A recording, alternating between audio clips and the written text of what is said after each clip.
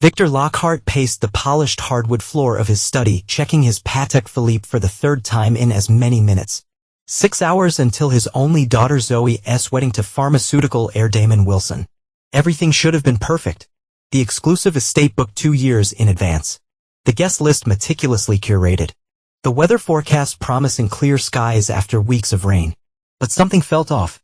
Victor had built his security consulting firm from the ground up over 30 years, developing a reputation for ruthless efficiency and an uncanny ability to detect deception. Those same instincts now prickled at the back of his neck.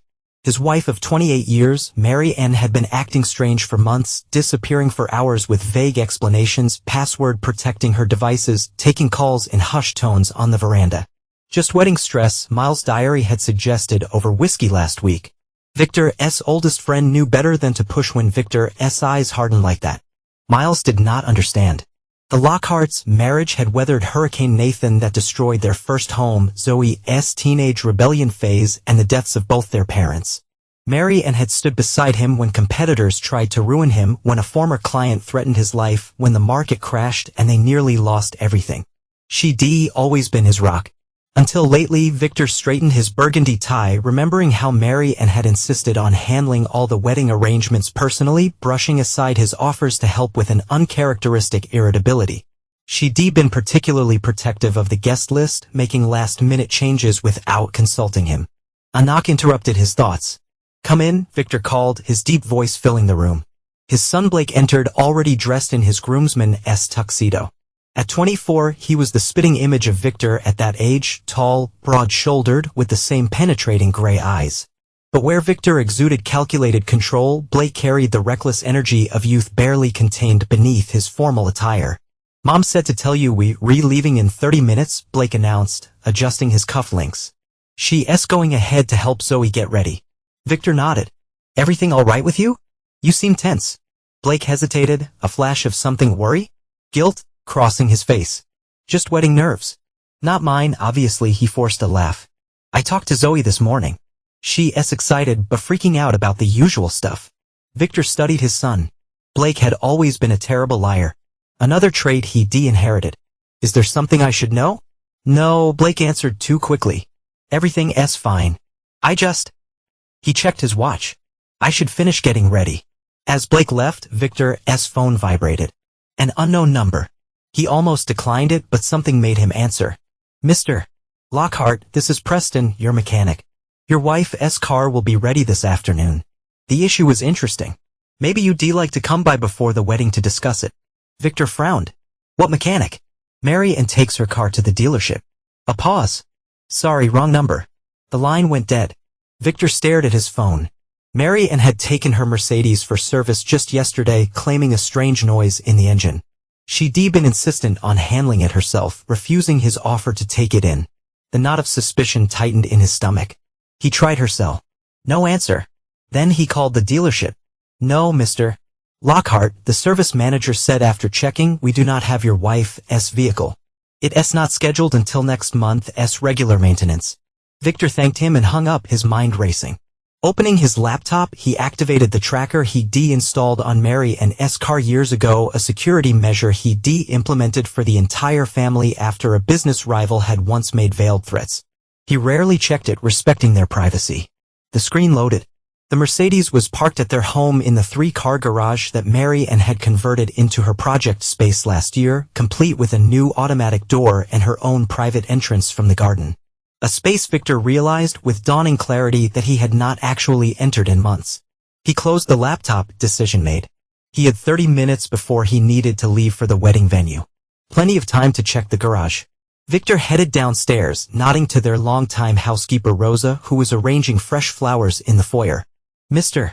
Victor, you look very handsome," she smiled, her warm Venezuelan accent a familiar comfort in the mounting tension. "Miss Zoe will be so happy to see you." "Thanks, Rosa. Have you seen Mary Ann this morning?" Rosa's smile faltered slightly. "Mrs. Lockhart left early. She took many things for the wedding. She seemed nervous." Before Victor could respond, his phone vibrated again. Another text, this time from a different unknown number. "Do not go to your daughter's wedding. Check your wife's garage." His blood turned to ice.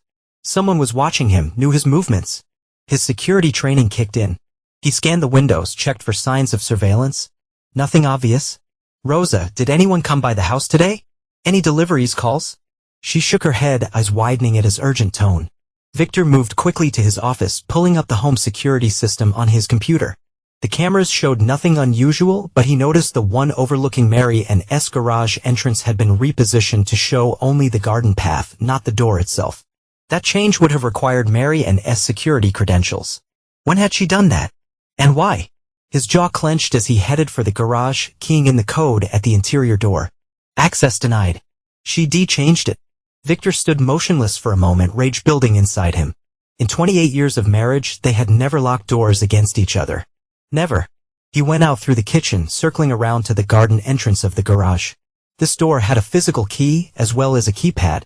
Victor tried his copy, but it no longer worked. Another lock changed. Stepping back, he assessed his options. Breaking in would be easy enough, but the alarm would trigger unless he pulled out his phone and opened the home system administrator controls. As the home's primary security administrator, he could temporarily override individual zone alarms. He disabled the garage sensors, then picked up a heavy stone garden ornament. One solid strike later, the side window of the garage shattered. Victor cleared the glass and reached in to unlock the garden door. The garage lights flicked on automatically as he entered. At first glance, everything seemed normal. Mary and S Mercedes parked in its usual spot, her workbench along one wall, storage cabinets and shelves neatly organized. Mary Ann had taken up woodworking as a hobby years ago, crafting beautiful furniture pieces for their home and as gifts. Victor moved methodically through the space. Nothing seemed out of place until he noticed a slight depression in the concrete floor, partially hidden beneath a workbench, the outline of a trapdoor. He installed these himself when they built the house, secret compartments throughout the property where valuables or emergency supplies could be hidden. This one was not supposed to be in the garage. Kneeling, he felt along the edge until he found the recessed handle. The door lifted smoothly, revealing a small storage space below. Inside was a metal lockbox, one he did not recognize. Victor pulled it out, noticing it was not locked. Inside lay several items, a burner phone, a thick envelope of cash, a passport in Mary and S name but with a different surname, Palmer, her maiden name, with recent stamps from Mexico and the Cayman Islands. There were also documents, bank statements from an offshore account holding over $2 million and most damning of all, hotel receipts, heartfelt notes, and intimate photographs of Mary and with a man Victor recognized immediately, Lawrence Palmer. No relation to Mary and despite the shared surname but rather the best man at today's wedding, Damon Wilson's uncle, a man who had been a constant presence during wedding preparations, whom Mary Ann had introduced as an old family friend helping with arrangements. Victor's hands were steady as he examined each item, his face a mask of cold fury. The most recent receipt was from yesterday, the Four Seasons downtown, a day use room. Not a one-time indiscretion then, but an ongoing affair. In the offshore account, the passport, this was not just infidelity. Mary Ann was planning to leave. As he replaced the items, something caught his eye, a small velvet jewelry box tucked in a corner of the lockbox. Opening it revealed a platinum men's wedding band identical to his own except the engraving inside read, "To Lawrence, forever yours, M." Victor slipped the ring into his pocket just as his phone chimed. A calendar alert, departure for wedding venue in 10 minutes. He carefully returned everything else to the lockbox and placed it in the hidden compartment, lowering the trapdoor back into position. Standing, he brushed off his tuxedo pants and straightened his tie, his mind crystallizing into perfect, terrible clarity. His phone buzzed again, an incoming text from the same unknown number. "Now you know, what will you do, Mr. Lockhart?" Victor drove to the wedding venue in absolute silence, his mind compartmentalizing with military precision. 20 minutes to reach Silver Lake Estate. Another 10 before the ceremony would begin. 237 guests already seated in the garden according to the coordinator's last update. His daughter in the bridal suite with her mother and bridesmaids. And Lawrence Palmer standing beside the groom. Waiting at a red light, Victor called his personal assistant, Neil. "Sir, are not you supposed to be at the wedding?" Neil answered on the first ring. "I need immediate background on Lawrence Palmer. Everything you can find in the next 15 minutes. Discreetly. The best man, but 15 minutes, Neil." Victor ended the call. Next, he phoned his head of security, Russell Thorne, a former Special Forces operator who now ran the protective detail for Victor's high-profile clients. Russell, I need surveillance coverage at Silver Lake Estate. Now. We have Phillips and Mendez on standard event security already, sir. Not enough. I want everything.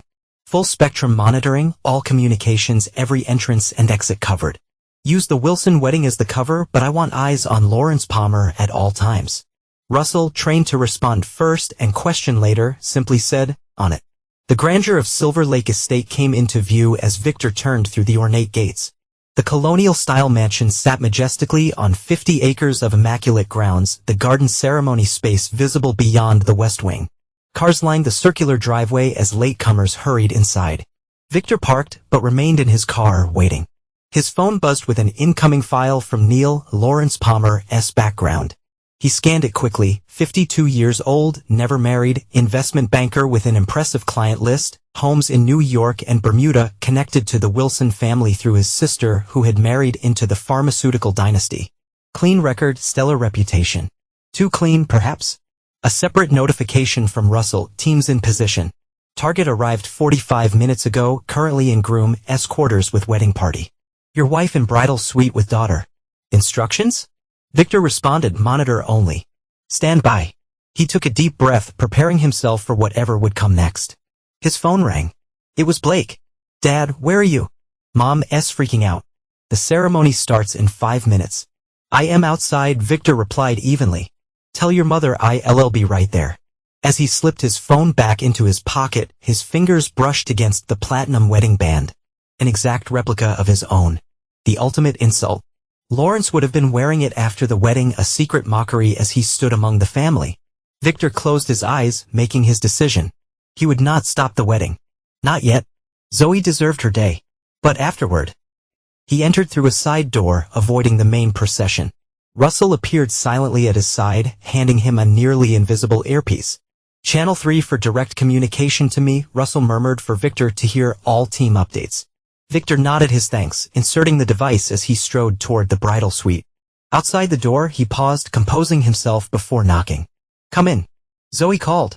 She stood in the center of the room, a vision in white silk and lace. For a moment, Victor forgot everything else. The betrayal, the rage, the plans already forming in his mind. His little girl, grown into this beautiful woman, smiled at him with eyes so much like his own. Dad! She rushed to him, careful not to wrinkle her dress. I was getting worried. Sorry, sweetheart. Last-minute business call, he lied easily. You look perfect. Mary Ann approached from behind Zoe, resplendent in a champagne-colored gown that accentuated her still youthful figure. Her smile did not reach her eyes. Victor. Finally. We were about to send out a search party. She kissed his cheek, her perfume, different from her usual scent, washing over him. He wondered if it was Lawrence's preference. Traffic, he replied smoothly, taking her hand in his. He felt her wedding ring against his fingers and squeezed slightly, watching her face. Everything ready? A flicker of unease crossed her features. Yes, all set? Lawrence has been a godsend, handling last-minute details with the caterer. Such a wonderful friend to have. Friend. Victor maintained his pleasant expression, years of business negotiations serving him well. Indeed. I must thank him properly. The wedding coordinator poked her head in. It's time. Places, please. The ceremony proceeded like a beautiful dream, or nightmare, for Victor, who stood rigid beside Mary and in the front row, hyper-aware of Lawrence Palmer's presence on the altar. The vows, the rings, the kiss. Victor applauded mechanically, his mind elsewhere, calculating. During the reception, he circulated among guests with practiced charm, accepting congratulations, making appropriate small talk, all while watching.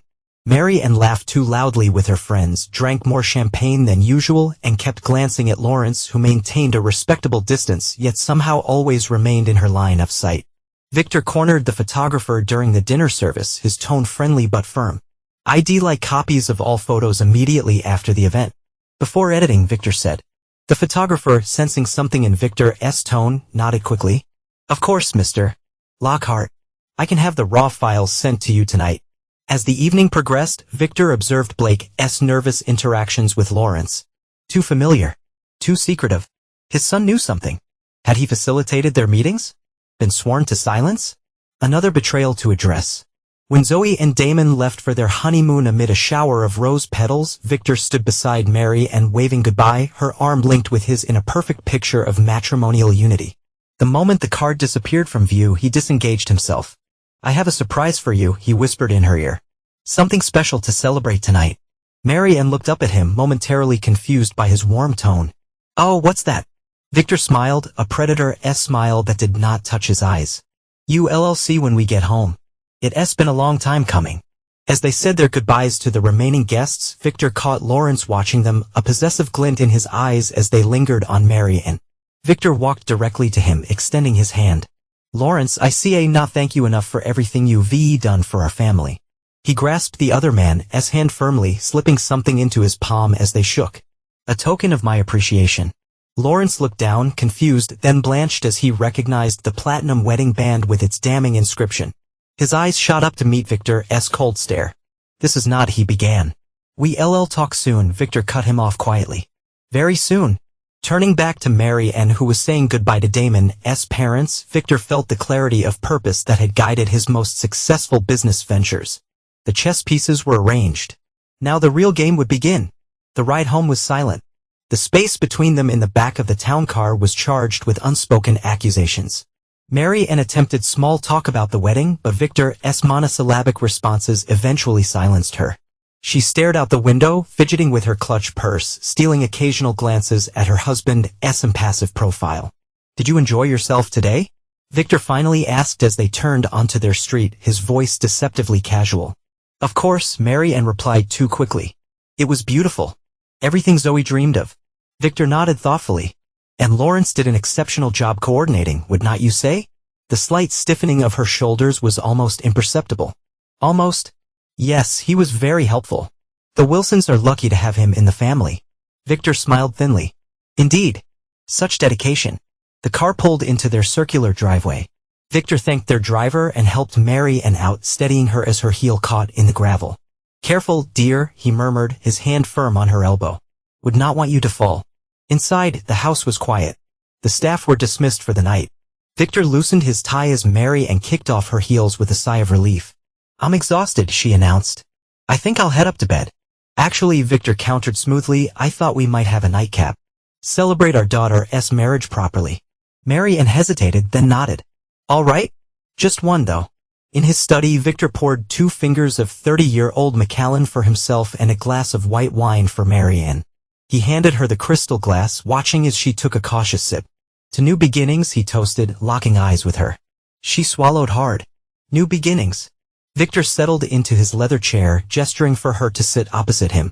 I've been thinking about our future now that both kids are essentially launched. Oh, Mary Ann crossed her legs, her champagne dress shimmering in the low light. Yes, perhaps it's time for a change. Travel, maybe? I know you've always wanted to see the Cayman Islands. The wine glass trembled slightly in her hand. The Caymans. Or Mexico, Victor continued smoothly. Beautiful beaches there. Perfect for a fresh start. Mary Ann set her glass down carefully. Victor, what's this about? He leaned forward, elbows on his knees. I think you know. The silence stretched between them, taut as a tripwire. I do not, she began. Do not, Victor cut her off, his voice hardening. Do not insult me with lies, Mary Ann. Not after 28 years. Her face paled, but her chin lifted defiantly. You checked the garage? I did. Who told you? Victor shrugged. Does it matter? The real question is how long you've been planning to leave me for Lawrence Palmer. Mary Ann stood abruptly, pacing to the window. It's not what you think. No? Victor's laugh was harsh. The fake passport, the offshore account, the hotel receipts dating back months, the replacement wedding ring. He drained his whiskey. Seems fairly straightforward to me. She turned to face him, her expression hardening. You do not understand. Then enlighten me, he challenged. Explain why my wife of nearly 3 decades is preparing to disappear with another man. Explain the secret account with $2 million, money I assume came from our joint assets. Explain why our son seems to be involved in your deception. Leave Blake out of this, she snapped. So he does know. Victor nodded slowly. What did you do, Mary Ann? Promise him a reward if he helped facilitate your little rendezvous? Use our son as a lookout while you betrayed his father. It was not like that. Then what was it like? Victor's voice remained measured, controlled, even as fury bubbled beneath the surface. Mary Ann sank back into her chair, suddenly looking every day of her 51 years. I was going to tell you. After the wedding. How considerate. Lawrence and I, it just happened. We reconnected during the wedding planning and things developed. Victor's expression remained stony. Things developed into fake passports and hidden bank accounts? She had the grace to look ashamed. That was his idea for protection. Protection from what? Me? Victor stood now, his imposing frame towering over her. Have I ever given you reason to fear me, Marianne? In all our years together? No, she admitted quietly. But Lawrence said, Victor repeated icily. Of course. And you believed him over your husband of 28 years. Marianne's eyes flashed. Maybe because he actually sees me, Victor. When was the last time you were truly present? Not checking your phone? Not thinking about work? Not planning your next move? Lawrence listens. He asks about my day, my feelings, my dreams. When did you stop caring about those things? Victor absorbed the verbal blow without flinching. And that justifies deceit? Betrayal? Using our daughter's wedding as cover for your escape plan. The money is not stolen, she protested. It's from my inheritance when my mother died. I never combined it with our accounts. A technicality, Victor waved dismissively. And Blake's involvement? Marianne's shoulders slumped. He found out accidentally. Saw texts on my phone. He was angry, threatened to tell you, but I convinced him to keep quiet until after Zoe's wedding. For her sake. How selfless of you both. Victor's sarcasm cut like a blade. What are you going to do? Marianne finally asked, her voice small. Victor studied her. This woman he loved for so long. Now a stranger sitting in his house, wearing his diamonds and plotting his abandonment. In that moment, his course crystallized. Nothing, he said simply. Confusion flashed across her face. Nothing? You want Lawrence? Go to him. Victor shrugged, returning to pour himself another whiskey. I would not contest the divorce. Take your inheritance. Take whatever personal items you want. I'll have the papers drawn up tomorrow. Marianne stared at him, clearly thrown by his calm acceptance. Just like that? You not going to fight? What would be the point? He swirled the amber liquid in his glass. You've made your choice. I respect your decision. She stood slowly, suspicion and relief warring on her face. I do not understand. There's nothing to understand. We've grown apart. These things happen. Victor offered a small, sad smile. I only want your happiness, Marianne. I always have. Tears welled in her eyes. I never meant to hurt you. I know. He nodded toward the door. It's late. Get some rest. We can discuss logistics tomorrow. After she left, Victor sat alone in his study for a long time, his outward composure belying the ice-cold rage hardening within him. He pulled out his phone and sent a text to Russell. Begin phase 1. The response came immediately, surveillance active on all targets, awaiting further instructions. Victor stood and walked to the window, looking out over the manicured grounds of the estate he built for a family that had just imploded. His reflection stared back at him, eyes glittering with resolve. They thought they knew him, Marianne, Lawrence, even Blake. They thought he would rage, threaten, beg, or crumble. But Victor had always played the long game, and now it was time for the endgame to begin. They had miscalculated severely. Victor Lockhart did not fight battles in the open where everyone could see his moves. He orchestrated silent campaigns where his opponents never saw him coming until it was far too late. His phone buzzed with an incoming message from the unknown number that had alerted him to check the garage. What's your next move, Mr. Lockhart? Victor typed back. Who is this? The reply came quickly, an interested party, someone who wants to see justice served. Victor considered this, then responded, why help me? Let's just say I have my own score to settle with Lawrence Palmer.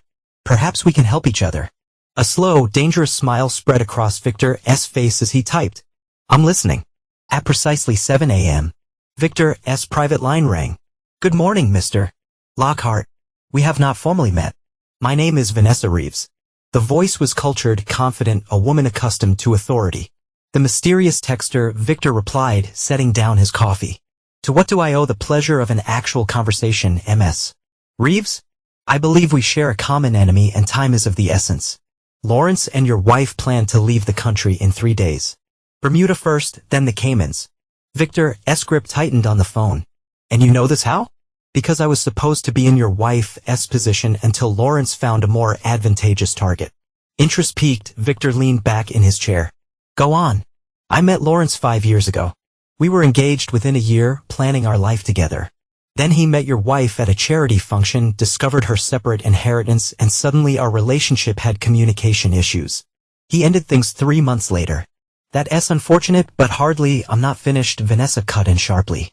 I hired a private investigator after Lawrence left. Discovered I was not the first. He's done this before, 3 times that I could trace. Targets wealthy, usually married women. Cultivates relationships over months or years. Convinces them to liquidate assets. Then disappears with everything. Victor processed this information, mentally fitting it into what he already knew. You have proof. Enough to be convinced. Not enough for authorities to act. Lawrence is careful. Uses different identities, operates across jurisdictions. By the time victims realize what's happened, the trail's cold. And you waited until my daughter's wedding day to share this information? Victor's voice held a dangerous edge. I only confirmed Lawrence's plan when I accessed his calendar and saw the travel bookings. I did not know until recently that your wife was his latest mark. I'm sorry about the timing. Victor's mind raced through implications, possibilities, advantages. What exactly do you want from me, Ms. Reeves? Justice? Retribution? Call it what you will. Her voice hardened. Lawrence took 2 years of my life and nearly $1 million in investments for our future. I want him stopped permanently. By permanently, you mean? I leave the methods to you, Mr. Lockhart. I know your reputation. You did not build your empire by showing mercy to those who crossed you. Victor allowed himself a thin smile. You've done your homework. Lawrence has never targeted someone with your resources or skill set. It's an opportunity one could not ignore. And what do you bring to this partnership besides information? Access. Documentation. And something I think you'll find particularly valuable, Lawrence's real identity. That caught Victor's attention. Go on.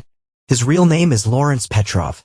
Russian-born, emigrated as a teenager, has connections to organized crime in Brighton Beach. His entire Lawrence Palmer persona is carefully constructed.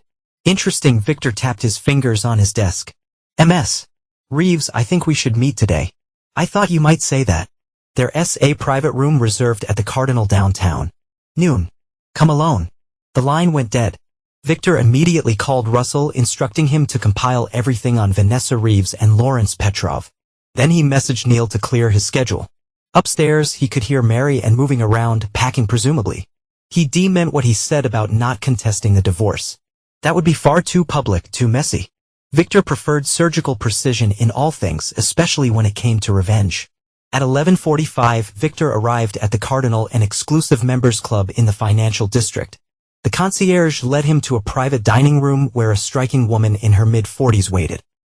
Vanessa Reeves had the poised elegance of old money. Chestnut hair in a sleek bob, minimal jewelry, and a tailored navy suit that whispered rather than shouted its expense. Mr. Lockhart. She extended her hand. Thank you for coming. Ms. Reeves. Victor shook it firmly. I believe you have information for me. She gestured to the chair opposite her. Straight to business. I appreciate that. Once they were seated with drinks, sparkling water for him, gin and tonic for her, Vanessa opened a slim portfolio. Lawrence Petrov, born Lavrenti Petrov in St. Petersburg, 1970.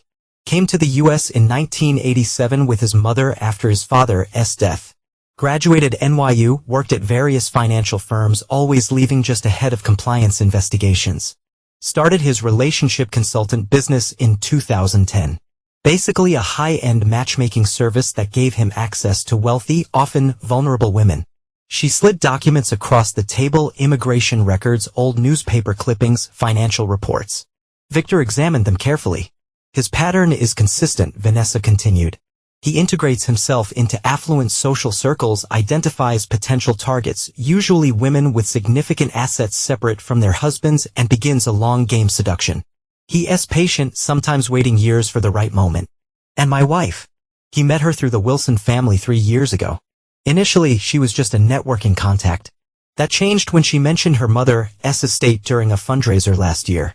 Victor nodded slowly. Mary Ann had inherited nearly $3 million when her mother died. Money she'd kept separate from their joint finances at Victor's suggestion, ironically, to protect it from potential business liabilities. The offshore account, Victor mused. Standard procedure for Lawrence. The Caymans have banking secrecy laws that make recovery nearly impossible once the money lands there. Victor leaned back, studying Vanessa. What exactly did he take from you? Her expression tightened. Besides my dignity? Investment capital for our joint venture. A wellness retreat in Belize that never existed. By the time I realized the property deeds were forgeries, he moved on to his next target. And the authorities? Classified it as a civil matter. A bad investment, not fraud. Lawrence is skilled at staying in legal gray areas.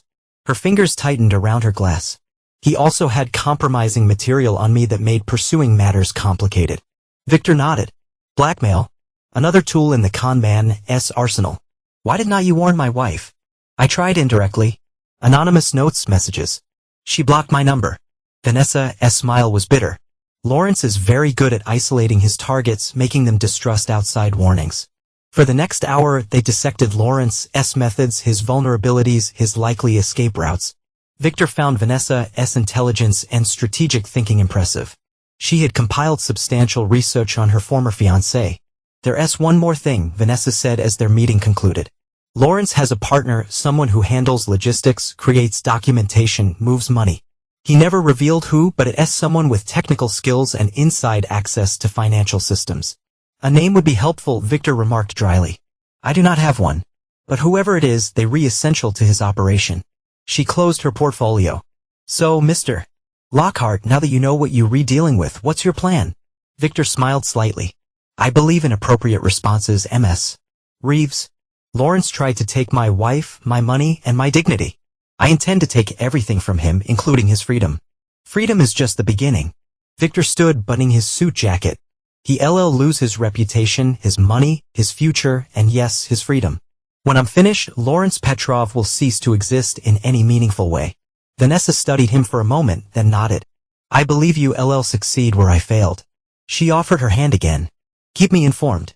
I've waited a long time for this moment. You'll know when it's done, Victor promised, shaking her hand. NMS. Reeves, thank you for the message yesterday. It was enlightening. Back in his car, Victor called Russell. I need everything on Lawrence Petrov, formerly of St. Petersburg. Focus on Brighton Beach connections, financial irregularities, and identify his technical partner. Also locate my son. We need to talk. Victor ended the call, feeling the pieces of his plan falling into place. Next, he called his attorney, Simon Weiss, a brilliant legal mind with flexible ethics. Simon, I need offshore asset recovery options. Cayman Islands. And prepared divorce papers. Straightforward, equitable split. No contest. Simon asked carefully, is there trouble at home? Let's call it a strategic reorganization, Victor replied, ending the call as his car pulled up to his building downtown. In his office, Victor unlocked a hidden safe behind a landscape painting and removed a small black ledger, his insurance policy containing information on powerful individuals accumulated over decades in the security business. He'd never used it for leverage before, considering it a last resort. But now, as he flipped through names and notations, he felt no hesitation. His executive assistant knocked softly. Sir, your son is here. Send him in. Blake entered, tension evident in his stiff posture. Dad, you wanted to see me.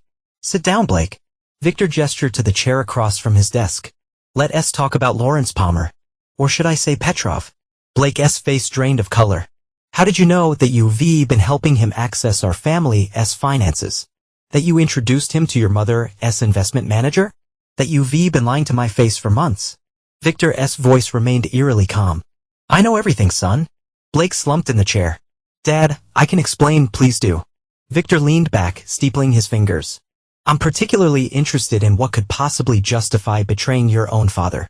And as Blake began his halting explanation, Victor's revenge plan crystallized into perfect, terrible clarity. He said he was in love with her, Blake stammered, unable to meet his father's gaze. Said you were controlling, that mom was unhappy.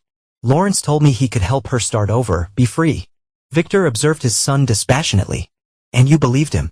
I just wanted mom to be happy, Blake protested. You were never home, always working.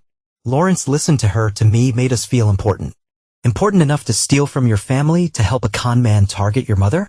Blake's head snapped up. What are you talking about? Lawrence is an investment banker. Lawrence Petrov is a professional fraudster, Victor cut in coldly, sliding Vanessa's dossier across the desk. He's done this before, multiple times. Seduces wealthy women, convinces them to liquidate assets, then disappears with the money. Blake flipped through the documents, face paling further. This CA not be right. It is.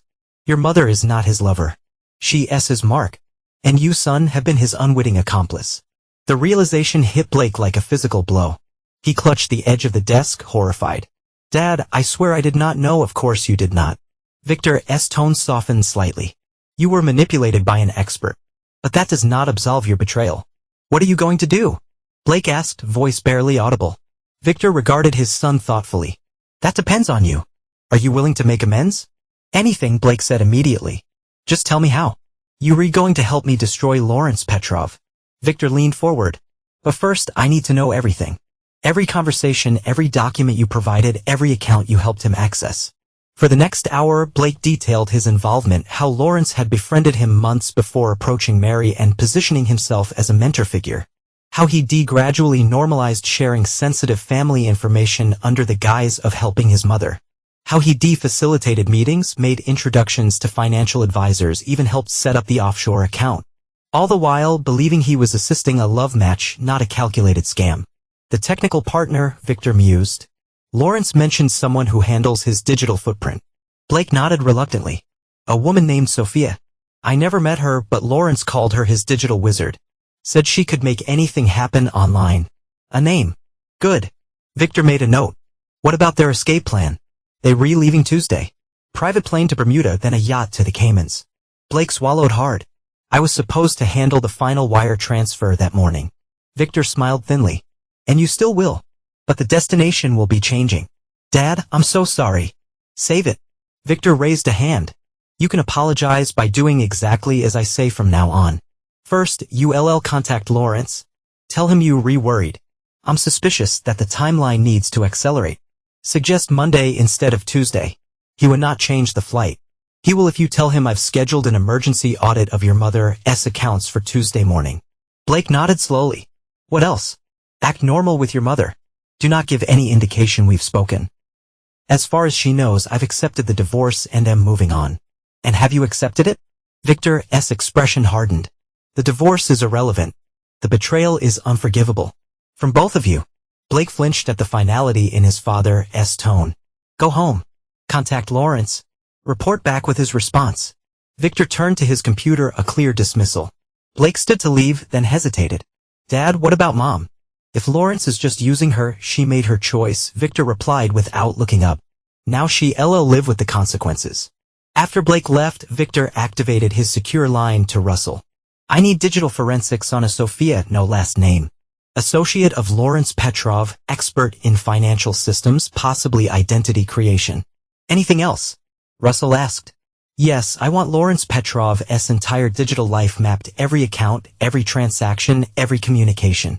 And prepare the lake house. We'll need it on Monday. The lake house was a remote property Victor maintained off the books, officially a corporate retreat, unofficially a secure location for sensitive negotiations or, in extreme cases, interrogations. Russell, understanding the implications, simply responded, we'll do. Victor sat back, knowing every move was now set in motion. Victor's next call was to Simon Weiss. Simon, change of plans. Hold the divorce papers. Instead, I need documents for an asset protection trust. Cayman Islands. Ironclad. Move before any divorce filing. That's aggressive, Victor, Simon cautioned. A judge could view it as concealment. That's exactly what I want Lawrence to think. Make it discoverable. Obvious enough that a financial search would find it. Hidden enough to seem like I'm trying to conceal assets from Mary and bait, Simon realized. You resetting a trap. Just have it ready by morning. And Simon, this conversation never happened. The final piece fell into place that evening when Russell sent a secure file to Victor's private server. Sophia Petrov, Lawrence's younger sister, not mentioned in his immigration records. A cybersecurity specialist who worked for several major banks before going freelance 3 years ago. The digital brain to Lawrence's smooth-talking operation. Victor forwarded the information to Blake with instructions to mention Sophia casually to Lawrence. A subtle reminder that Victor knew more than he should. At home, Victor maintained his facade of resigned acceptance. He and Mary moved like ghosts around each other, the practiced politeness of strangers sharing temporary quarters. She'd been surprised by his calm demeanor, clearly expecting rage or desperate pleas. Her confusion grew when Victor mentioned he'd be away for a few days on business. Making your exit easier, he explained magnanimously. That night, Victor sat in his study, methodically mapping out each step of his plan on a secure tablet. Every contingency, every potential complication, every required resource. When complete, he encrypted the file and sent it to Russell with the subject line, Scorched Earth. The response came minutes later. Assets in position. Ready when you are. Victor poured himself a final whiskey, considering the pieces arranged on his mental chessboard. Lawrence and Mary and planning their escape. Blake, the reluctant double agent. Sophia, the hidden accomplice. Vanessa, the vengeful ally. All moving according to his design, unaware of their predetermined roles in the destruction he orchestrated. His phone chimed with a text from Blake. Plan changed to Monday as suggested. All nervous but agreed. Meeting him tomorrow for final arrangements. Victor smiled into his whiskey. The first domino was falling. By this time next week, Lawrence Petrov would understand the fatal error in targeting Victor Lockhart's family. Not through threats or violence, those were tools of lesser men, but through the complete, methodical dismantling of his life, piece by carefully extracted piece. The game was afoot and Victor never lost. Monday dawned bright and clear. Nature's indifference to human drama on full display. Victor had barely slept. The culmination of 3 days' meticulous planning was about to unfold. Every detail had been arranged and nothing would be left to chance. Every contingency addressed. Every player's position precise. His phone buzzed at exactly 6 a.m. Blake's confirmation. L&M meeting at Four Seasons, 10 a.m. Final preparations before 2 p.m. Flight. Lawrence had booked the same room he used for his secret meetings with Marianne. A detail Victor found both predictable and useful. Victor texted back, remember your part. No deviations.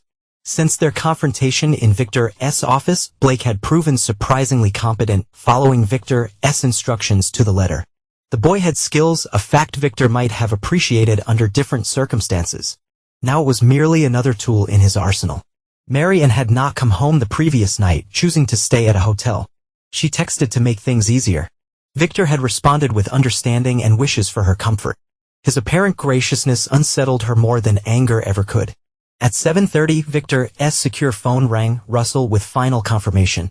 Everything south in place. Financial triggers set. Digital footprint established. Surveillance active on all targets. And our friends? Victor asked. In position. Eager to assist. These friends represented Victor's most significant gambit. Federal agents from financial crimes and counterterrorism. Cultivated over years as clients and contacts. Not officially involved, of course. This would be a courtesy notification of suspicious activities delivered through back channels. The authorities would not move until Victor gave the signal. But when they did, they have everything they needed. Excellent. Maintain distance until my mark. At precisely 8:45 a.m. Victor left his home dressed impeccably in a charcoal suit that projected both authority and discretion. His driver took him not to his office, but to the Cardinal, where Vanessa Reeves waited in the same private room as before. It's happening today, he informed her without preamble. Are you prepared for your role? Vanessa nodded, elegant in a burgundy dress that suggested business rather than vengeance. The documents are ready. My statement is prepared. Once this begins, there's no stopping it, Victor cautioned. Lawrence will know you re-involved. Her smile was cold. I am counting on it. Victor studied her.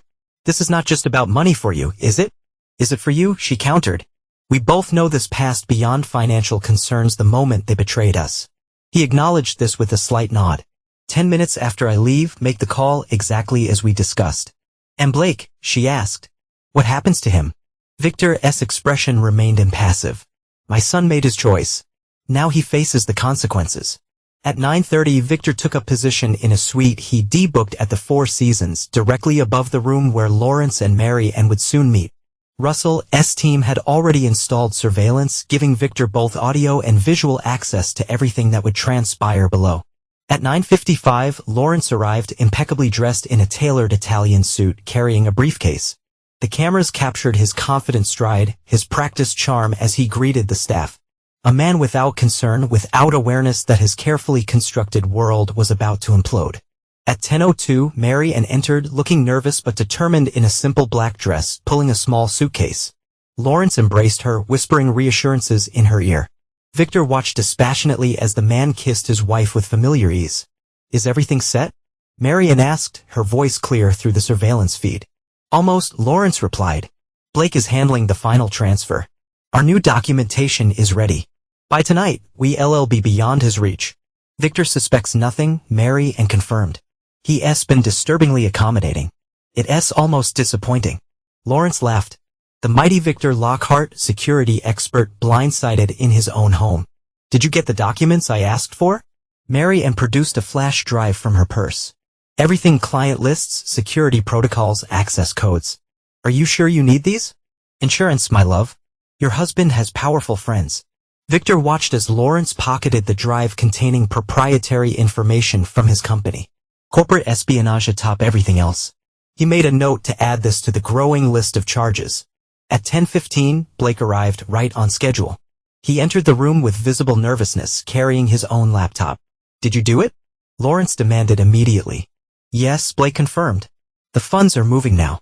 $3 million from Mom's account to the transit account in Bermuda, then to the Cayman Shell Corporation. Lawrence checked his phone, nodding with satisfaction. Perfect. You've done well, Blake. Mary Ann embraced her son. Thank you, sweetheart. I know this has not been easy. There's something else, Blake said, following Victor's script perfectly. I think Dad knows more than he's letting on. I heard him mention Sophia on the phone yesterday. Lawrence froze. Sophia? You sure? Positive. And something about Brighton Beach. Lawrence began pacing. He knows. We need to accelerate. Blake, call the pilot. Tell him we're moving up to noon. Already done, Blake assured him. But Dad set up a Cayman trust of his own. I found the paperwork this morning. He's hiding assets before the divorce filing. This fabricated detail, the false trust Victor had Simon create, had its intended effect. Lawrence's expression shifted from concern to predatory interest. How much? At least 10 million. Maybe more. Lawrence turned to Mary Ann. Can you access it? She hesitated. Possibly. I still have his passwords. Do it, Lawrence urged. Consider it compensation for decades of being undervalued. Victor allowed himself a cold smile as Mary Ann logged into their joint financial portal using Blake's laptop. She was playing directly into his hands. At 10:30, right on cue, a hotel staff member knocked on their door. Mr. Palmer, there's an urgent call for you at the front desk. They say it's your sister. Lawrence stiffened, masking his sudden anxiety with a practiced smile. Excuse me, I'll be right back, he said, striding out with quick purpose. Lawrence tensed visibly. I'll be right there, he said to Mary Ann and Blake. Continue with the transfers. I'll be back in 5 minutes. The moment Lawrence left, Blake turned to his mother, genuine anguish on his face. Mom, there's something I need to tell you. Not now, Blake, she interrupted, focused on the laptop. We need to finish this before your father realizes what's happening. But Mom, Lawrence is not who you think. I said not now, Mary Ann snapped. I've made my decision. Blake fell silent, watching as his mother initiated transfers from accounts she was not authorized to access. Exactly as Victor had anticipated. Every keystroke, every transaction attempt was being logged, creating an irrefutable record of attempted fraud. Meanwhile, at the front desk, Lawrence discovered there was no call, another piece of Victor's choreography. As he turned to return to the room, he found himself face to face with Vanessa Reeves. Hello, Lawrence, she said calmly. Or should I say, Lavrandi. The color drained from his face. Vanessa, what are you doing here? Watching justice unfold. She smiled thinly. Did you really think I would not find you eventually? Lawrence recovered quickly, his charm sliding back into place. This is a misunderstanding. We should talk privately. Oh, we well past talking. Vanessa glanced at her watch. In fact, we right on schedule. Lawrence's phone buzzed urgently. He checked it, his face hardening as he read a text from Sophia. Emergency. Accounts frozen. Transfers reversed. Get out now. Without another word to Vanessa, he sprinted back toward the elevators. When he reached the 8th floor, he found 2 men in suits waiting outside his room door. In the surveillance suite, Victor watched the scenario unfold exactly as planned. The businessmen were Russell's security team, not federal agents. That would come later. Their job was simply to delay Lawrence, to increase his panic. Lawrence retreated to the stairwell, pulling out his phone to warn Mary Ann. But the hotel's signal jammer, another of Victor's arrangements, had activated, cutting off all communications from that floor. Inside the room, Mary Ann was growing frustrated. Something's wrong. The transfers keep failing. Mom, Blake tried again, you need to stop. This is not right. Do not lecture me about right and wrong, she snapped. I've sacrificed everything for this family. Now it's my turn. By stealing from Dad? By running away with a con man? She looked up sharply. What are you talking about? Lawrence. He's done this before, multiple times. He's using you, Mom, for your money. That's ridiculous. Lawrence loves me. like he loved Vanessa Reeves. And the others before her. Mary Ann went still. What others? Who is Vanessa Reeves? His previous target. Before you. Blake pulled out the dossier Victor had provided, placing it before her. It's all here. His real name is Lawrence Petrov. He's a professional fraudster. And I helped him target you. As Mary Ann began reading, her face cycled through disbelief, shock, and dawning horror. Victor finally made his move. He left the surveillance suite and took the elevator down, timing his arrival perfectly. Lawrence, having found another route back to the room, burst in just as Mary Ann looked up from the dossier, tears streaming down her face. We need to go. Now, Lawrence commanded, grabbing her arm. There's been a complication. Let go of me, Mary Ann said quietly, pulling away. Is it true? Is your real name Petrov? Have there been others? Lawrence shot a venomous look at Blake. What have you done? Told her the truth, Blake replied, standing his ground. Something I should have done months ago. Lawrence, Mary Ann pressed, answer me. Is it true? Before he could respond, the door opened again and Victor stepped in, the picture of calm authority in his perfectly tailored suit. I believe the term is confidence man, Victor said conversationally. Though in my opinion it gives you too much credit. Petrov, a truly confident man, would not need to prey on women. Lawrence's hand moved toward his jacket, but Victor was faster. I would not. My men outside would not appreciate it. The tableau held for a breathless moment, Victor by the door, Lawrence beside Mary and Blake standing protectively near his mother. How long have you known? Lawrence finally asked. Long enough to ensure everything you've built comes crashing down. Victor smiled thinly. Your offshore accounts have been frozen. Your identity as Lawrence Palmer has been flagged in every financial system that matters. Your sister Sophia is currently being questioned by federal agents about her role in your various schemes. Lawrence's composure finally cracked. You can't not prove anything. Actually, I can. Victor nodded toward the laptop. Every fraudulent transfer attempt has been locked. Every communication between you and my wife has been archived. Every false document you created leaves a trail, but the crowning touch, he pulled out his phone, showing a video playing on screen. Your full confession, recorded in this very room, discussing how you've done this before. Victor turned to Mary Ann, his expression hardening. You chose poorly, my dear, not just in your lover, but in believing I would ever let anyone take what's mine without consequences. Mary Ann looked broken, her carefully constructed future dissolving before her eyes. Victor, I did not know. Save it, Victor cut her off. Blake, come here. His son moved to his side, head bowed. You redeemed yourself somewhat today, Victor told him quietly. But trust, once broken, is not easily restored. Blake nodded, understanding the weight of his father's words. To Lawrence, Victor said simply, you have a choice. Surrender to the federal agents waiting downstairs for my signal, or face what I have planned for you personally. Choose quickly. Lawrence's eyes darted around, calculating, still searching for escape. This is not over, Lockhart. Victor's gaze was unyielding. For you it most certainly is. It was over the moment you targeted my family. Victor checked his watch. Your time's up. Which will it be? Before Lawrence could answer, hotel security knocked on the door. Mr. Palmer, there are federal agents here asking for you. Lawrence's shoulders slumped in defeat. As the agents entered and began reading him his rights, Victor watched dispassionately. The man's life was effectively over. His assets seized, his identity compromised, his freedom forfeit. The charges would include wire fraud, identity theft, conspiracy, and thanks to the flash drive in his pocket, corporate espionage. Mary Ann stood frozen, watching her future collapse in real time. Victor, she whispered, what happens now? Victor regarded his wife of 28 years, this woman he once loved, who had betrayed him so completely. His voice, when he finally spoke, was devoid of emotion. Now, you live with your choices, Mary Ann, just as I'll live with mine. As Lawrence was led away in handcuffs, Victor turned and walked out, leaving Mary Ann and Blake to face the wreckage of what they helped create.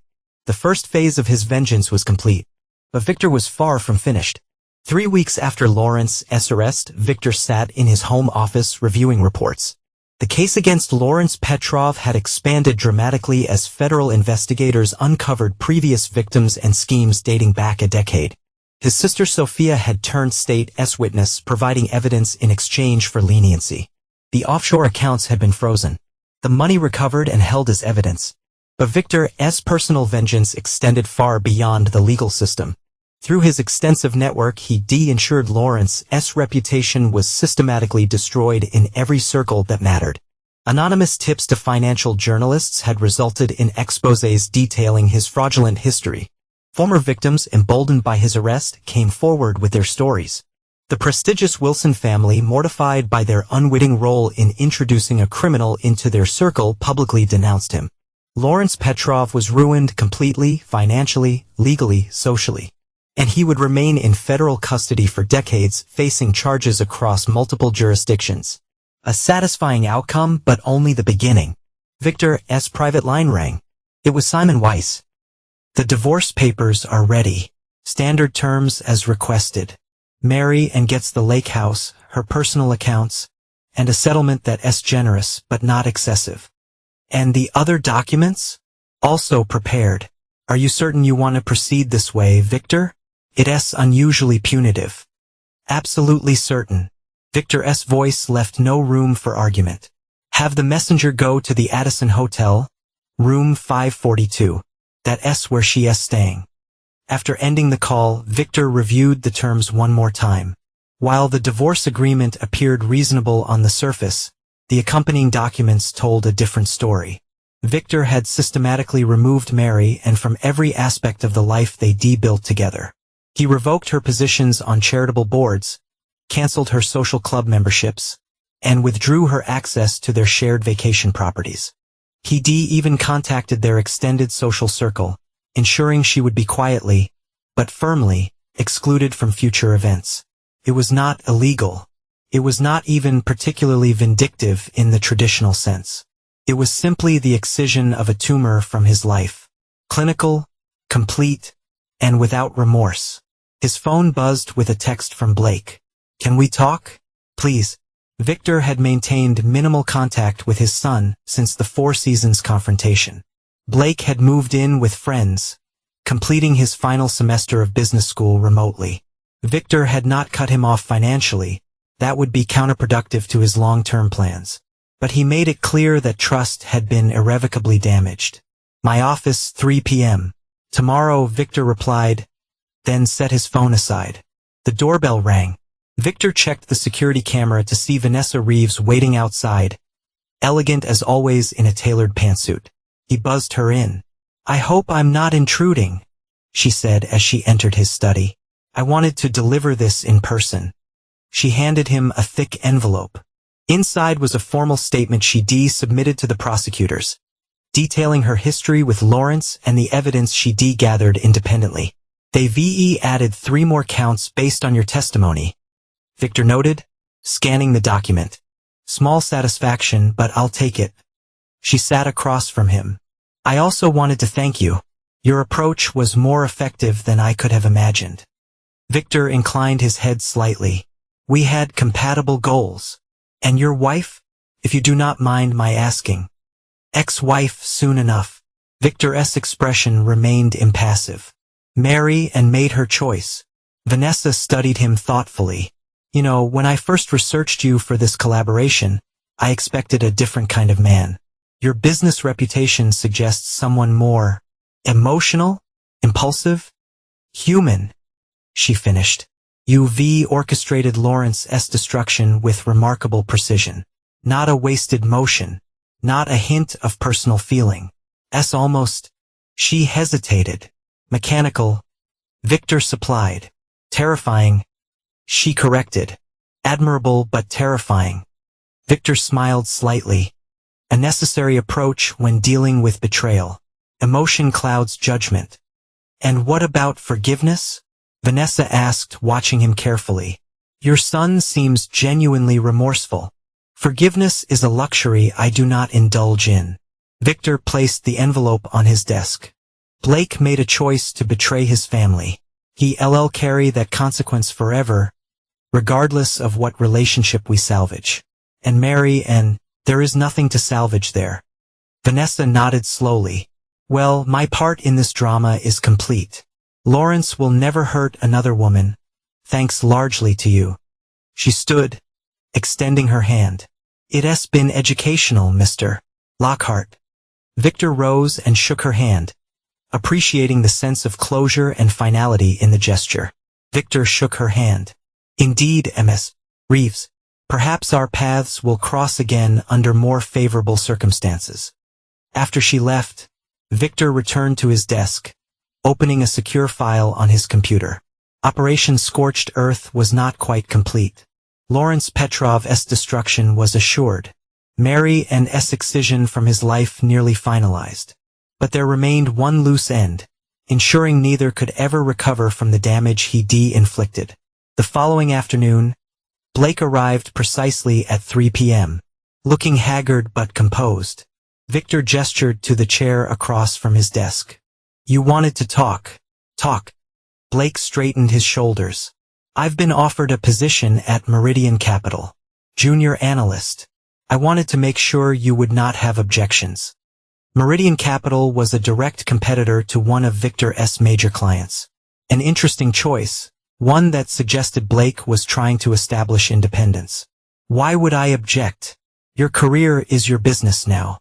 Victor's tone was neutral, revealing nothing. "Because you know everyone in finance in this city. One word from you could sink this before it starts." "Is that what you think of me? That I sabotage your career out of spite?" Blake met his father's gaze directly. "I do not know what to think anymore. You've changed, Dad. Or maybe you were always this way, and I just never noticed." Interesting perspective from someone who betrayed his own father. "I've apologized. I've tried to make amends. I helped you take down Lawrence. What more do you want from me?" Victor leaned back, studying his son. "Nothing, Blake. I do not want anything from you. That's the point. Our relationship going forward will be cordial, distant, and entirely professional. You made your choice when you sided with your mother and Lawrence. It was not like that. I was manipulated. You were weak." Victor cut him off coldly. "You let Lawrence flatter you, make you feel important.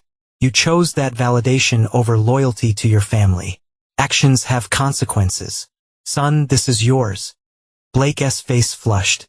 "So that's it. No possibility of redemption." "Redemption is a religious concept. Ideal in reality." Victor slid a folder across the desk. "Your trust fund has been restructured. The terms are outlined here. You'll receive quarterly distributions that will allow you to live comfortably, but not excessively.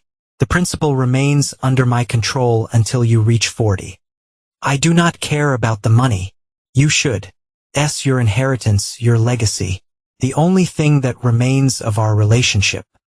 Blake stared at his father, realization dawning. "You've already written me off, have not you? Just like Mom. Clean excision, no loose ends." Victor did not deny it. "Take the job at Meridian. Build your career. Live your life. But understand this. Trust, once broken, can never be fully restored. Not with me." "And Zoe? Does she know what's happened?" Victor's expression tightened minutely, the first crack in his impassive facade. He paused, his steely composure faltering. "Just for an instant. Your sister returns from her honeymoon next week. She'll be informed appropriately." "You mean you'll give her your version?" Blake challenged. "Make sure she sides with you. I'll tell her the truth, that her mother planned to abandon us, that her brother facilitated it, and that I handled the situation as necessary." Blake stood, gathering his dignity. "Dad, you've won. Lawrence is destroyed. Mom is devastated. He gestured helplessly. "Whatever this is, but at what cost? You're alone now." "I've always been alone, Blake. The difference is that now I do not harbor illusions about family loyalty." Victor turned to his computer, a clear dismissal. "Take the Meridian job. You'll do well there." After Blake left, Victor remained motionless for several minutes. His expression was unreadable. Then he picked up his phone and made a call to Russell. "Phase 3 is ready to implement. Begin tomorrow." This final phase targeted Lawrence Petrov's remaining assets. Properties held under different names. Investments shielded through proxies. Relationships that might offer support during his incarceration. Victor had identified each one methodically, and now he would dismantle them with surgical precision. By week's end, Lawrence would have nothing and no one. His complete destruction was assured, not just for the present, but for any possible future. Anyone connecting themselves to him professionally or personally would find their own prospects mysteriously dimming. As for Mary, and her social exile had already begun. Former friends suddenly had scheduling conflicts when she reached out. Charitable organizations politely informed her that her services were no longer required. The divorce terms, while financially adequate, ensured she would never again enjoy the lifestyle and status she'd grown accustomed to. Victor had even arranged for the sale of their main residence, eliminating her last connection to their shared life. The doorbell rang again. This time it was the courier with the signed divorce papers. Mary had accepted the terms without contest, as Victor knew she would. Her accompanying note was brief. "I know nothing I say matters anymore, but I am sorry. I never meant for any of this to happen." Victor placed the note in his shredder without response. Words were meaningless. Only actions had consequences. That evening, as he sat alone in his study, Victor finally permitted himself a single glass of whiskey. Not in celebration. He took no joy in what he'd done. Rather, it was acknowledgement of a necessary task completed efficiently. His phone buzzed with a text from Zoe, "Landing tomorrow. So much to tell you about the honeymoon. Not wait to see you, Dad. Love you." Victor stared at the message, feeling something crack within his carefully maintained composure. Zoe still did not know how her family had imploded in her absence. That particular conversation loomed ahead, unavoidable. He set down his glass, suddenly weary. The vengeance he'd executed so meticulously had achieved its intended purpose. Lawrence Petrov was destroyed. Mary was excised from his life. Blake understood his new position. The betrayal had been answered appropriately. Yet, sitting alone in the empty house, surrounded by the wreckage of what had once been a family, Victor Lockhart experienced no satisfaction, no sense of justice fulfilled. There was only the hollow certainty that he had done what was necessary, what his nature demanded. He had been betrayed, and he had responded in kind with a ruthlessness that ensured no one would ever dare cross him again. It was not happiness. It was not even peace. It was simply the price of being Victor Lockhart, a man who never forgave, never forgot, and never showed mercy to those who betrayed him. Tomorrow he would begin rebuilding his life, alone but on his own terms. Without illusions. Without weakness. Without forgiveness. 6 months after the divorce, Victor stood at the floor-to-ceiling windows of his new penthouse, surveying the city sprawled beneath him. The view was different from his former home, more urban, less pastoral, but change had been necessary. The estate held too many memories, too much history. His phone vibrated, a text from Russell confirming what Victor already knew. Lawrence Petrov's final appeal had been denied. He would serve his full 20-year sentence without possibility of early parole.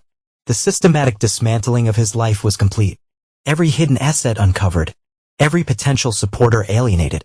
Every escape route blocked. Victor felt nothing at the news. Neither satisfaction nor disappointment. It was simply the expected outcome of a properly executed plan. His intercom buzzed. "Sir, your daughter is here. Send her up." Minutes later, Zoe entered, elegant in a simple black dress that suggested business rather than a family visit. At 27, she'd grown even more poised since her wedding, handling the family implosion with remarkable composure. While Blake had crumbled and Mary had retreated, Zoe had adapted, compartmentalizing the crisis much as Victor himself might have done. "Dad," she kissed his cheek, her perfume Chanel like her mother once wore, briefly triggering unwelcome memories. "You look well," Victor observed, leading her to the sitting area with its panoramic views. "How's Damon?" "Busy. The FDA approval process is consuming his life." She settled onto the leather sofa. "But we good. Really good, actually." Victor nodded, pleased at least that his daughter's marriage remained intact despite the chaos he'd unleashed on the family. "And the foundation work expanding?" She smiled slightly. "We've opened 2 new community health centers this quarter. I think you'd be impressed with the operational model." The Lockhart-Wilson Health Initiative had been Zoe's project since graduating medical school, a marriage of her clinical expertise and the Wilson pharmaceutical empire, with initial funding from Victor, one of the few family connections he maintained. "I'm sure I would be impressed," Victor said, pouring her favorite green tea. "What brings you by today?" "Our regular dinner is not until Thursday." Zoe took the cup, her expression shifting to something more serious. "Blake called me." Victor's face remained impassive. I see. He is struggling, Dad. The meridian position is not working out. He feels blacklisted, though he ca not prove it. The financial world is competitive.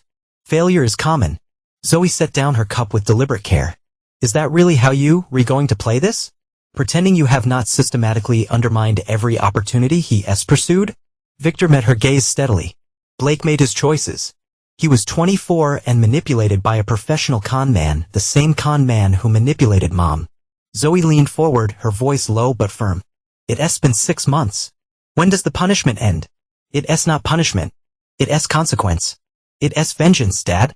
Calculated, relentless vengeance. Victor did not deny it. Perhaps. Zoe studied her father, this man she admired and feared in equal measure throughout her life. You know, when everything first happened, I was so angry at Mom, at Blake. I understood your reaction. But this Cold War you re-waging against your own son? It's not right. Right and wrong are subjective concepts. Blake betrayed me in my world that has permanent repercussions. Your world sounds terribly lonely. Zoe's voice softened. He is your son, your only son. Biology does not entitle him to my trust. What about love? Does it entitle him to your love? Victor turned to look out at the cityscape, unwilling to engage with the emotion underlying her question. What exactly are you asking me to do, Zoe? Talk to him. Really talk, not just issue pronouncements. Give him a chance to earn his way back. And your mother? Will you advocate for her forgiveness too? Zoe hesitated. That's different. What Mom did was worse. She was planning to leave to take money that was not hers. Blake was just a kid caught in the middle. A kid who facilitated fraud against his own father. Because he believed Mom was unhappy. Because Lawrence convinced him he was helping her escape a controlling relationship. Zoe set her cup down firmly. Do not pretend you were a perfect husband and father before all this happened. Victor raised an eyebrow. Meaning? Meaning you were an absent dad. Physically present but emotionally unreachable. Mom spent years trying to connect with you. Blake spent his childhood seeking your approval. I was the only one who figured out how to navigate your fortress walls. And that's only because I'm so much like you. It terrifies Damon sometimes. Her candor surprised him.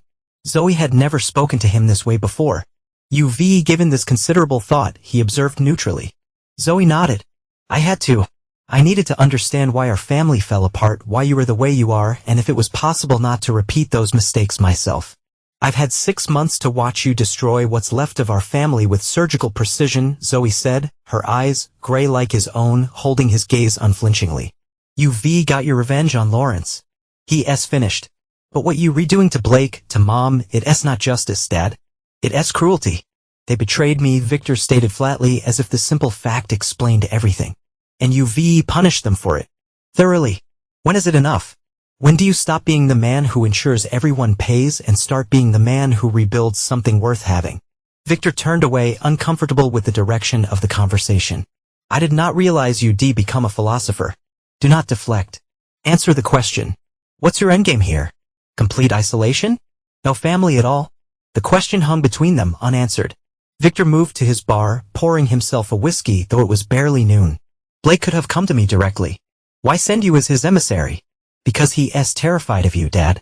Because every time he's tried to reach out, you've shut him down or used the opportunity to remind him of his failures. Zoe stood, crossing to where he stood. And he did not send me. I came on my own because I'm tired of watching the slow-motion car crash. I miss my brother. I miss our family, dysfunctional as it was. Victor sipped his whiskey, buying time. The truth was, he had orchestrated Blake's professional struggles, using his influence to ensure doors remained closed, not to destroy the boy completely, but to ensure he understood the consequences of disloyalty. What would you have me do? He finally asked. Give him a real chance. Not at Lockhart Security. I know that's too much to ask. But stop actively hindering him. Let him prove himself elsewhere.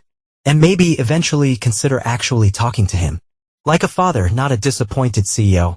Victor considered this, weighing options and outcomes as he would any business decision. And in return? He asked. Zoe shook her head sadly. There's no transaction here, Dad. No quid pro quo. I'm asking you to show mercy because it's the right thing to do, not because you get something in exchange. The concept seemed almost foreign to him after months of calculated vengeance. Mercy without advantage. Forgiveness without gain.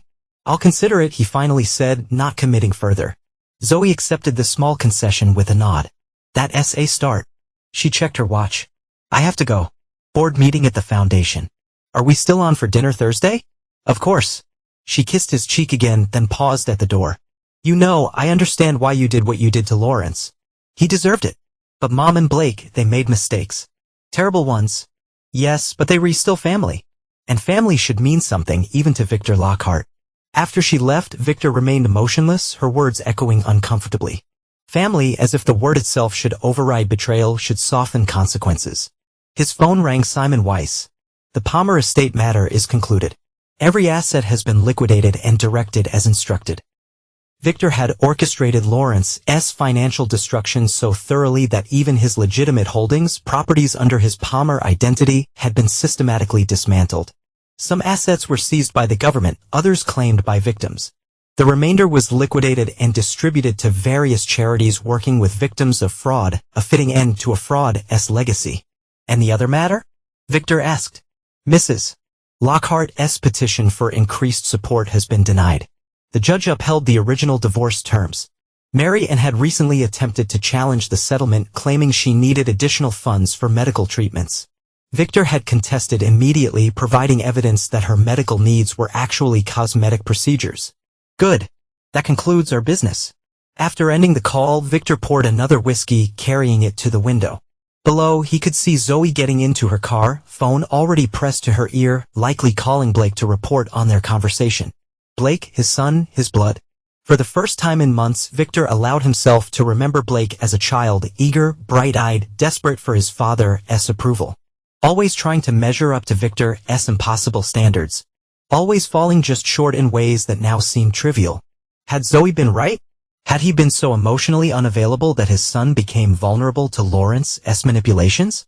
Had his single-minded focus on success created the very weakness Lawrence exploited? Victor dismissed the thought immediately. Self-doubt was unproductive. Blake had made a choice, the wrong choice, and consequences followed. That was the natural order. And yet his phone vibrated with an incoming email from Russell, the weekly surveillance report on Mary Ann. She'd moved to a small apartment downtown, taken a part-time job at an art gallery, started attending therapy twice weekly. Her social circle had contracted to almost nothing. Her financial circumstances were greatly reduced. Victor had orchestrated her diminishment with precision, ensuring she would never again enjoy the life she'd had with him. But looking at the attached photos, Mary Ann looking thin, tired, years older than her age, Victor felt an unexpected twinge. Not guilt, certainly. Not regret. But perhaps enough. He closed the file, making a decision. Opening his secure messaging app, he typed instructions to Russell: terminate surveillance on M. No further reports required. It was a small step. Not forgiveness, never that. But perhaps the beginning of what Zoe had suggested, an easing into inactive vengeance. As for Blake, Victor opened his contacts, hovering over his son's name. The boy had paid substantially for his transgression. Perhaps it was time for a different approach. Not restoration of trust, that remained impossible, but a cessation of hostilities. For the first time in a long while, Victor considered what it might mean to extend an olive branch, even if only for his daughter's sake. Before he could reconsider, Victor typed a brief message. Dinner. Tomorrow. 8 p.m. Morton's. 3 words. Not warm. Not particularly paternal. But an opening nonetheless. The response came almost immediately, revealing that Blake had been keeping his phone close, hoping for just such a message. I'll be there. Thank you, Dad.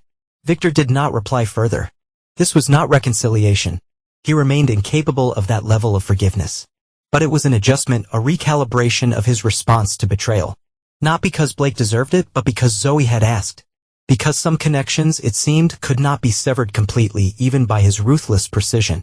As evening fell over the city, Victor Lockhart stood alone in his penthouse, the lights of the skyline reflecting off his impassive features.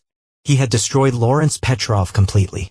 He had excised Mary Ann from his life effectively. He had punished Blake appropriately.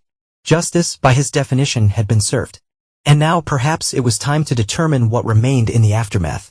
What could be built from the ashes of betrayal? Not forgiveness, never that, but perhaps, eventually, a new equilibrium.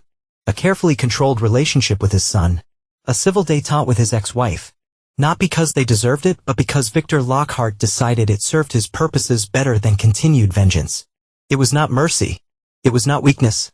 It was simply the next strategic move in the chess game that was his life, a game he played alone, according to his own unforgiving rules, where victory was measured not in happiness but in the precise execution of one's will. Victor Lockhart had been betrayed, and he had responded as his nature demanded, with ruthless, methodical destruction. That would never change. He would never forgive, never forget, never show mercy to those who crossed him. But perhaps, as Zoe suggested, he could decide when enough was enough. When the lesson had been sufficiently taught. When justice had been adequately served. Not forgiveness, but finality. He raised his glass to his reflection in the window. A solitary toast to the man he was and would always be, unforgiving, unyielding, alone by choice rather than circumstance. Victor Lockhart. A man of iron will and ashes where his heart should be. That he determined was victory enough.